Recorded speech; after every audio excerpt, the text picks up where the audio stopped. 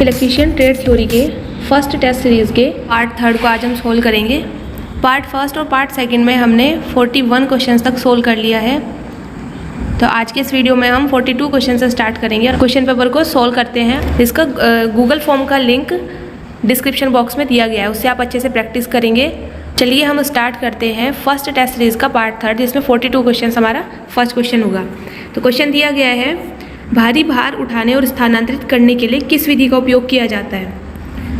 बात करें कि भार को उठाना भी है और उसे मूव भी कराना है, तो हम कौन से मेथड को अपनाते हैं। फर्स्ट ऑप्शन दिया है विंच। विंच क्या करता है कि ओनली भार को उठाने का काम करता है, भार को मूव नहीं किया जा सकता है। तो फर्स्ट ऑप्शन एक गलत आंसर होगा। सेकेंड ऑप्शन दिया है क्रेन एंड स्लिंग। क्रेन और स्लिंग के द्वारा हम भार को उठा भी सकते हैं और मूव भी करा सकते हैं। तो 42 का बी ऑप्शन एक सही आंसर होगा। सी ऑप्शन दिया है लेयर्स एंड रोलर्स, गलत आंसर है। डी ऑप्शन दिया है machine moving platforms. Machine moving platforms भी भार को उठा नहीं सकती है, वो ओनली मूव करा सकती है। तो 42 का डी ऑप्शन भी एक गलत आंसर होगा। 43 क्वेश्चन, छाती और पेट की चोटों के साथ पीड़ित को किस कृत्रिम श्वसन विधि का प्रदर्शन किया जाना है। कोई पीड़ित व्यक्ति है जिसकी छाती और पेट पर चोट आई है और उसे सांस लेने में प्रॉब्लम हो रही है, तो हम कौन से मेथड को अपनाते हैं। तो फर्स्ट ऑप्शन दिया है शेफर मेथड। शेफर मेथड का यूज़ हम तब करते हैं यदि पीड़ित की पीठ पर और सिर में चोट आई है, तो मुंह के बल लेटाकर कृत्रिम श्वसन विधि के द्वारा सांस दिलाने की कोशिश करते हैं। तो फर्स्ट ऑप्शन तो गलत आंसर होगा। सेकेंड ऑप्शन दिया है माउथ टू माउथ मेथड। ये हम तब यूज़ करते हैं जब पीड़ित को कोई चोट नहीं आई है पर उसे सांस लेने में दिक्कत हो रही है, तो सेकंड ऑप्शन भी गलत होगा। सी ऑप्शन दिया माउथ टू नोज मेथड, ये ऑप्शन भी हमारा एक गलत आंसर है। फोर्थ ऑप्शन दिया है नेल्सन की हाथ लिफ्ट बैक प्रेशर विधि। तो डी ऑप्शन एक सही आंसर है कि यदि पीड़ित व्यक्ति के छाती और पेट पर चोट आई है तो हम नेल्सन की हाथ लिफ्ट बैक प्रेशर विधि का यूज़ करते हैं उसे सांस दिलाने के लिए। तो डी ऑप्शन एक सही आंसर होगा। नेक्स्ट क्वेश्चन आता है, संक्रमण के कारण किस प्रकार का व्यावसायिक स्वास्थ्य खतरा है। तो फर्स्ट ऑप्शन दिया है इलेक्ट्रिकल हैजार्ड। बिजली से जो खतरा होता है उसे हम इलेक्ट्रिकल हैजार्ड में रखते हैं। बी ऑप्शन दिया है बायोलॉजिकल हैजार्ड, बिल्कुल सही आंसर है।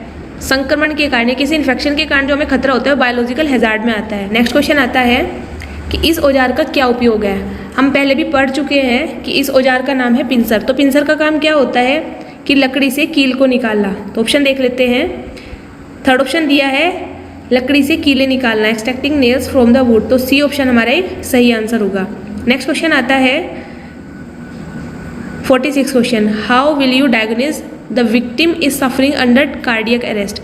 ये पूछ रहा है कि यदि किसी व्यक्ति को हार्ट अटैक आया है, मतलब एक दिल का दौरा पड़ा है, तो उसकी हम कैसे पहचान करेंगे। जब किसी व्यक्ति को दिल का दौरा आता है, हार्ट अटैक आता है, तो उसमें क्या होता है कि ये तो हमारे लेफ्ट हैंड में पेन होता है, पसीने आते हैं बहुत, सांस लेने में दिक्कत होती है और हार्ट में पेन होता है। तो फर्स्ट ऑप्शन तो गलत होगा कि रीढ़ की हड्डी में दर्द होता है। सेकेंड ऑप्शन दिया है mouth will be close tightly, B option भी गलत होगा। सी ऑप्शन दिया है heavy swelling on his stomach, C option भी एक गलत आंसर है। डी ऑप्शन दिया है appears blue colour around his lips, ये एक सही आंसर है, क्योंकि जब हार्ट अटैक आता है किसी व्यक्ति को तो उसमें क्या होता है, उसे सांस लेने में दिक्कत होती है, मतलब जो उसका हार्ट पंप करता है उसे अच्छे से ऑक्सीजन नहीं मिल पा रही है, तो हमारे होठों का जो कलर होता है वो नीला पड़ जाता है, क्योंकि जो ब्लड है वो अच्छे से पंप नहीं हो पा रहा है, उसे ऑक्सीजन नहीं मिल पा रही है, तो उसके कारण होठों का जो रंग है वो नीला दिखाई देता है। तो 46 का डी ऑप्शन एक सही आंसर होगा। नेक्स्ट क्वेश्चन आता है 47 question, which sign is represented by yellow background with black border and symbol.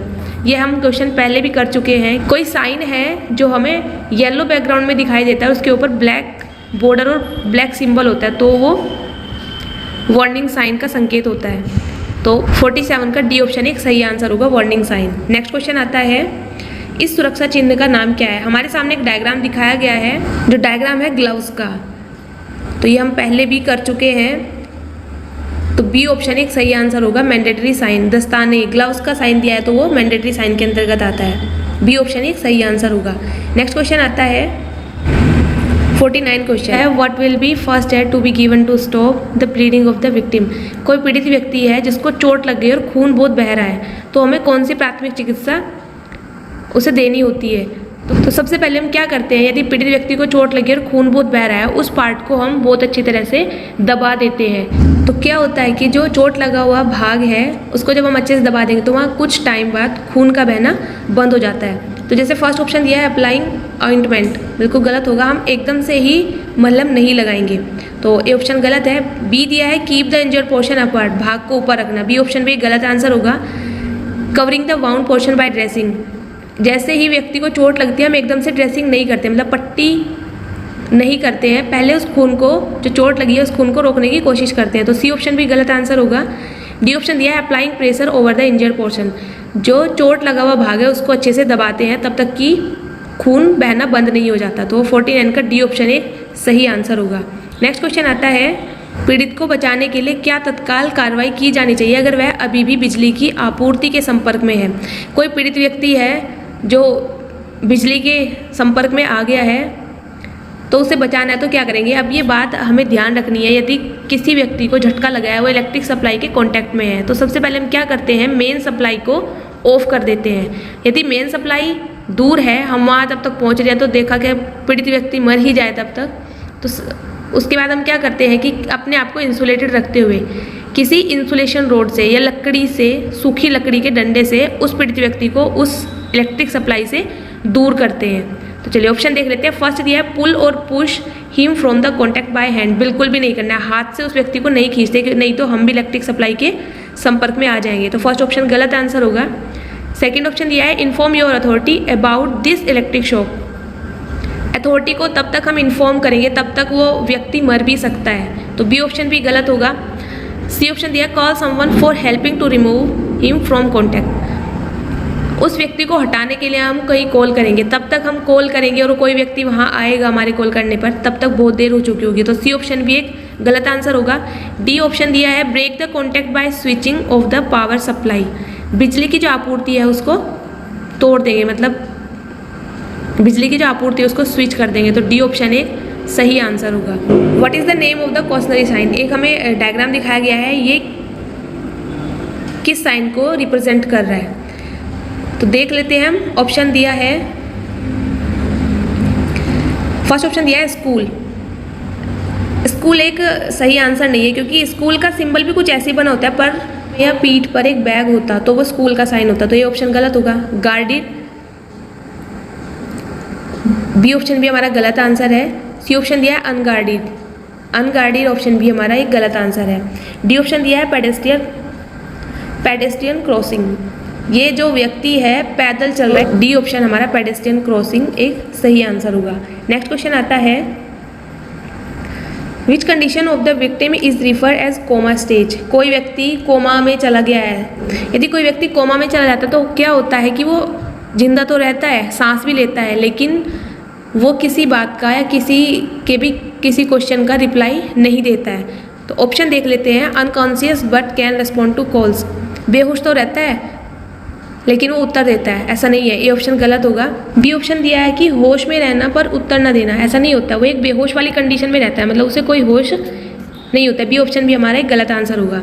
C option दिया है breathing but can not respond to calls, सांस लेता है पर वो उत्तर नहीं देता है, हो सकता है, पर डी ऑप्शन भी देख लेते हैं। बट डी ऑप्शन दिया है lie totally senseless and don't respond to calls, एक सही आंसर होगा कि वो पूरी तरह संवेदनहीन होकर लेट जाता है और आंसर किसी भी बात का उत्तर नहीं देता है, मतलब अगर हम उसे छू रहे हैं उसे तब पता नहीं होता है, या उसके साथ बात कर रहे हैं उसे तब पता नहीं चलता है, कुछ कह रहे हैं तो उसे सुनाई नहीं देता, मतलब एकदम संवेदनहीन हो जाता है, तो 52 का डी ऑप्शन एक सही आंसर होगा।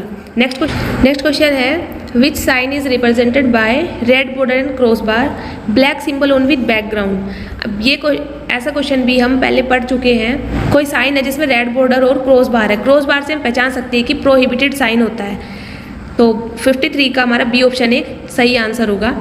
नेक्स्ट क्वेश्चन दिया है which sign is represented by white symbol on blue background. यदि ब्लू बैकग्राउंड में वाइट सिंबल के द्वारा कोई साइन होता है तो होता है हमारा मैंडेटरी साइन, ये ऐसा भी हम पहले पढ़ चुके हैं, तो 54 का सी ऑप्शन एक सही आंसर होगा। तो 54 क्वेश्चन हम अपनी फर्स्ट टेस्ट सीरीज के कर चुके हैं। अब आपको क्या करना है, इनकी अच्छे से प्रैक्टिस करनी है और हमारा गूगल फॉर्म का फर्स्ट टेस्ट सीरीज कंप्लीट होता है। तो आप अच्छे से प्रैक्टिस करिए और अपना स्कोर कार्ड 85% अब वो रखने की कोशिश करिएगा। नेक्स्ट सीरीज़ के लिए आप तैयार रहिए। अब गूगल फॉर्म की हमारी सेकंड जो टेस्ट सीरीज़ होगी उसमें हम बाकी के क्वेश्चंस को सोल्व करेंगे।